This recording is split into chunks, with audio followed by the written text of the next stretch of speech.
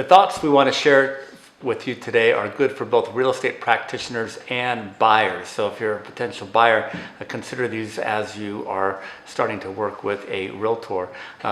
One thing I always say is that as realtors, hey, we're looked at as being all the same. All the same. So just say we're all the same until we do something different.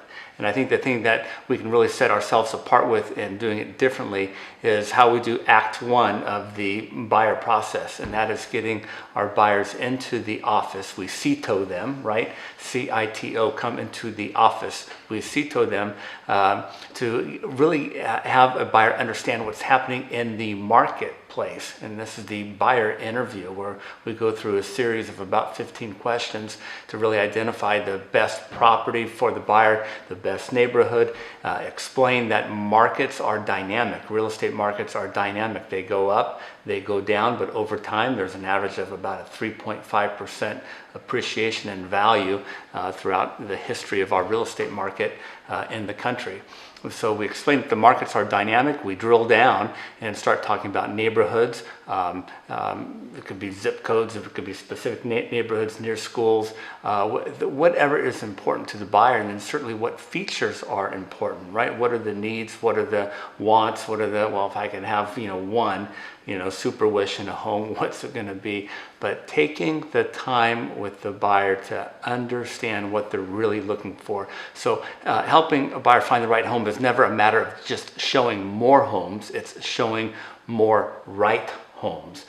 Much better to look at 5 perfect properties than it is 20, 25 properties that don't meet the mark, and then that becomes frustrating for everybody involved. So I wanted to share this thought too. A practitioner that we know in Colorado, Chris Doyle. Chris last year wrote 44, or represented and closed escrow on 44 buyer sides.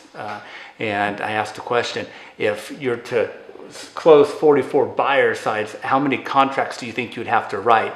And a room full of people, most said 150 to 200, and the answer is 49. Chris wrote 49 transactions for 44 closings, and the one thing that he hinged it on was taking that time up front, 45 minutes to an hour, with the client in the office, discussing what properties they were looking for. One other thought to share with you on this is, sometimes we say, well, my client is a power person, they're an A personality, they're a driver, and they don't want to take the time. I just had to leave right away and go show the property. And again, that's what we do. We get a phone call, and we immediately pick up our keys and we go and show property. Don't fall into that trap. Help your buyer out.